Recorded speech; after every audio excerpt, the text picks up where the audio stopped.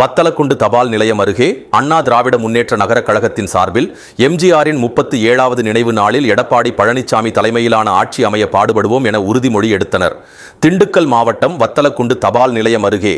அண்ணா திராவிட முன்னேற்ற நகர கழகத்தின் சார்பில் எம்ஜிஆரின் 37வது நினைவு தினத்தை முன்னிட்டு அன்னாரின் திருவுருவப் படத்திற்கு மாலையிட்டு மலர் தூவி மரியாதை செலுத்தப்பட்டது.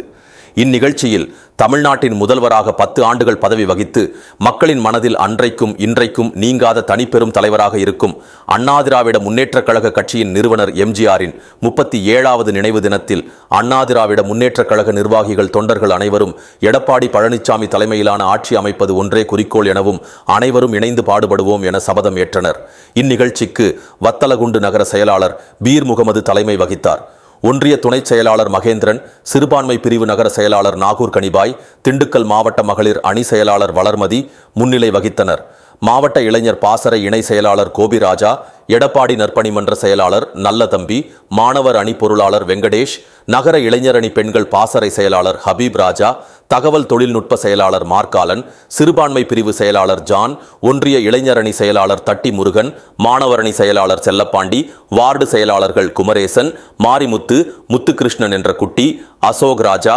கணேசன், அசரபலி, சிவா, சரத்குமார், ராஜதுரை, டீக்கடை பிச்சை, வங்கி ஜெயராமன், நோபல் கண் மருத்துவமனை, ராஜா முகமது, மாவட்ட பிரதிநிதிகள் இபி காசி, கிருபாகரன், ஒன்றிய இளைஞரணி செயலாளர் ராஜா, கலைப்பிரிவு மாவட்ட செயலாளர் செல்வராஜ் மற்றும் முத்துக்காமு மற்றும் கழக நிர்வாகிகள் சார்பு அணியினர், முன்னாள் கவுன்சிலர்கள் என பலர் கலந்து கொண்டனர்.